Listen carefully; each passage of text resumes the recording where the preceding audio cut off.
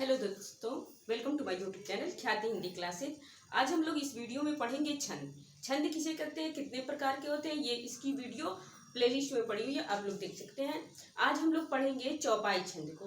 देखिए, परिभाषा सबको याद कर लेता है, लेकिन अब कंपटीशन की परीक्षाओं में कोई भी परीक्षा हो, जहाँ भी हिंदी है वहाँ के लिए ये उपयोगी है वीडियो आपको। और इस वीडियो में आप लास्ट तक देखेंगे तो आप लोग को एकदम बढ़िया से पता हो जाएगा कि किस पंक्तियों में आप लोगों को चौपाई छंद मिलेगा। ठीक है, तो आइए पहले परिभाषा देखा जाता है, फिर देखा जाता है कि कैसे देखेंगे कि हम कहाँ चौपाई छंद है।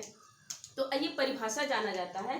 देखिए, अब ये भी करता है, छंदों का नाम लिख के दे देता है, पूछता है विषम मात्रिक, सम मात्रिक, अर्ध सममात्रिक छंद कौन सा है, ये भी पूछता है। इसलिए ध्यान से देखिएगा, आप लोगों को पता हो जाएगा कि चौपाई कौन सा छंद है, सम मात्रिक है, विषम मात्रिक है या अर्ध सममात्रिक है। ठीक है, तो आइए देखते हैं परिभाषा। चौपाई छंद, छंद हमारा है चौपाई, चौपाई छंद। ठीक है, तो अब देखिए, कहता है यह एक सममात्रिक छंद है। देख लीजिए, सममात्रिक छंद क्या होता है। सम माने होता है बराबर, जिसके मतलब जो छंद है उसके चारों चरणों में या जितने भी उसके चरण होते हैं उन सब चरणों में समान मात्रा पाई जाए, तभी वो आपका सममात्रिक छंद होता है। देखिए, एक क्वेश्चन यहाँ से बन जाएगा आपके कंपटीशन में कि इसमें कौन सा छंद है, सममात्रिक है, विषम मात्रिक है या अर्ध सममात्रिक छंद है। ठीक है, तो ये क्या है, सममात्रिक छंद है। यह एक सममात्रिक छंद है, इसमें 4 चरण होते हैं, चरण, इसको पाद भी कहते हैं। 4 चरण पाद होते हैं तथा प्रत्येक चरण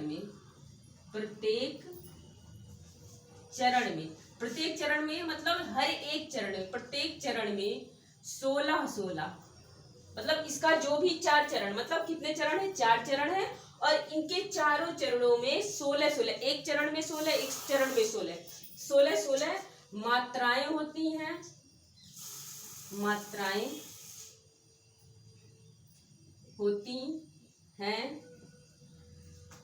तथा मात्राएं होती हैं।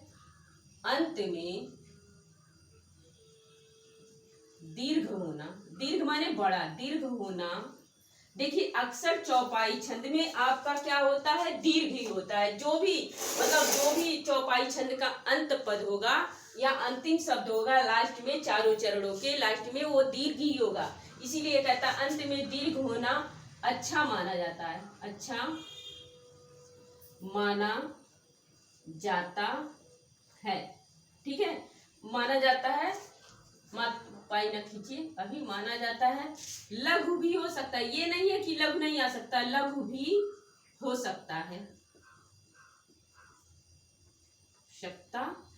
ये इसकी परिभाषा है। ठीक है, कहता है यह सममात्रिक छंद है। अभी मान लीजिए आप लोगों से पूछ ले चौपाई कौन सा छंद है, मतलब चौपाई में सममात्रिक है, विषम मात्रिक, अर्ध सममात्रिक है, तो क्या होगा, सममात्रिक छंद है। अब पूछ लेता है चौपाई में कितने चरण होते हैं, 4 चरण होते हैं। अगला प्रश्न बनता है चौपाई में कितनी मात्राएं होती हैं, प्रत्येक चरण में 16 मात्राएं होती हैं।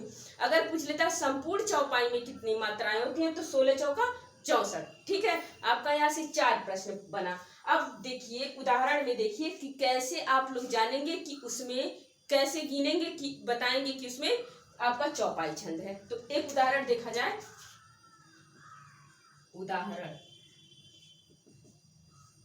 उदाहरण क्या है, बिनु पग, थोड़ा सा नीचे लिखे ताकि आप लोग को मात्रा गिन के बताएं।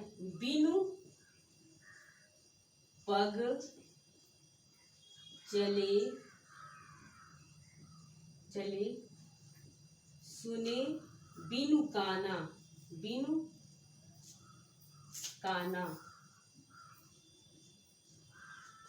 कर बिनु कर्म, करे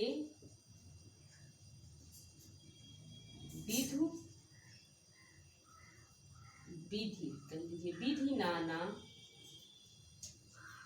तन बिन परस, तन बिनु परस, नयन बिनु देखा, नयन बिनु देखा, गहे घ्राण, गहे गहे घ्राण,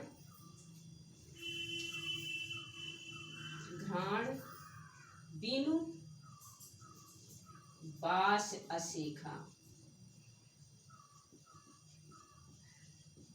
ये देखिए, ये आपका चौपाई छंद है, लेकिन आप कैसे जानेंगे कि कैसे पता होगा कि इसमें 16 मात्राएं हैं?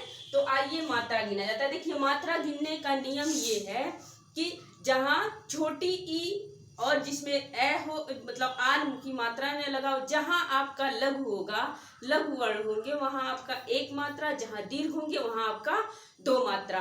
दो मात्रा को प्रदर्शित ऐसे किया जाता है, एक मात्रा को प्रदर्शित ऐसे किया जाता है। ठीक है, तो आइए देखा जाता है 16 मात्रा। देखिए, यहाँ वी है, वह पे छोटी ई की मात्रा है, इसलिए हम इसको ऐसे दर्शित करेंगे। और देखिए, यहाँ पे नू है, न पे छोटा ऊ की मात्रा है, मतलब अगर बड़ा ऊ की मात्रा रहता तो दो लगाते, छोटा ऊ की मात्रा इसलिए एक लगाएंगे। पग में कोई मात्रा नहीं है, फिर भी ए छिपा हुआ, फिर भी ए लगाएं, एक एक लगाएंगे। यहाँ देखिए, च में कोई मात्रा नहीं है, ल पे एक की मात्रा है, इसलिए यहाँ दो लगेगा, यहाँ पे एक लगेगा, यहाँ पे दो लगेगा, यहाँ एक, यहाँ एक। अब देखिए, यहाँ ये नियम करता है अंत में दीर्घ होना। यहाँ देखिए, सब में दीर्घ आपको मिलेगा, दीर्घ ही होता है, कहीं बहुत मतलब कम ही आप लोग देख पाएंगे जहाँ पे लघु आपको चौपाई के अंत पद में मिलता है। यह देखिए, यहाँ डबल होगा क्योंकि क पे आ की मात्रा है, न पे आ की मात्रा है। फिर जोड़ लीजिए 2 4 6, देखिए इसका मान 2 होता है। ठीक है, 2 2 4 4 2 6 6 2 8 8 1 9 9 1 10 11 12 12 4 16। यहाँ पे आपको कितनी मात्रा मिल गई? 16। अब यहाँ पे भी गिन लीजिए 2 2 4 4 1 5 5 2 7 7 1 8 8 2 10 10 2 12 12 12 4 कितने हुए? 12 4 क्या हो गया? 16। देखिए, आधा मात्रा का कोई वो नियम, देखिए आधे मात्रा का कोई नियम नहीं होता है, लेकिन उसके पहले जो होता है उसके साथ आपका जुड़ जाता है। आधा मात्रा का कोई नियम नहीं होता, या आधा मात्रा गिना ही नहीं जाता है। इसमें भी 16 है। यहाँ देखिए 1 2 3 4 5 6 7 8 9 10 11 12 12 2 14 14 2 16। इसमें भी 16, 1 2 1 3 3 2 5 आखिरी मात्रा है, 5 1 6 6 1 7 7 1 8 8 2 10 11 12 13 14 15 16। यहाँ पे भी 16 की मात्रा है। आप लोग देख लीजिए, ये उदाहरण है, इसमें 16 की मात्रा है। आप लोग कहीं भी कोई भी उदाहरण आप लोगों की परीक्षा में आए तो आप लोग ऐसे ही मात्रा, एक पंक्ति की मात्रा में आपको 16 मिल जा रहा है तो समझ लीजिए वहां पे क्या आपका है? चौपाई छंद है, क्योंकि 16 मात्राओं वाला ये चौपाई छंद ही होता है। ठीक है, आप चार लाइन दे या एक लाइन दे, आप मात्रा गिनेंगे, आपको 16 मात्रा मिल गया तो अगर ऑप्शन में चौपाई है तो आपका चौपाई ही हो जाएगा। ठीक है, और ये भी देख लीजिएगा कि ये ध्यान से पढ़िएगा परिभाषा, सममात्रिक छंद है। सममात्रिक इसलिए है क्योंकि इसके चारों चरणों में समान मात्रा है, कहीं भी आपका इधर उधर मात्रा नहीं है, और इसमें 4 चरण हैं। और कह रहा है, और इसमें 4 चरण है, प्रत्येक में 16 मात्राएं हैं। अगर पूछ लेता है चौपाई छंद में कितनी मात्राएं होती हैं, कितनी मात्राएं होती हैं, तो आपको 16 मात्राएं होती है। संपूर्ण चौपाई में कितनी मात्राएं होती हैं? तो 64, चारों का 16 चौका 64। और अगर कहता है क्या अंत में क्या होता है, तो अगर मतलब आपके ऑप्शन में दीर्घ है तो दीर्घ ही आप टिक करेंगे। ठीक है, ये रहा चौपाई छंद। आप लोग देखिएगा, जहां समझ में नहीं आएगा कमेंट करिएगा, जरूर बताएंगे। अब मिलते हैं अगली वीडियो में, तब तक के लिए धन्यवाद।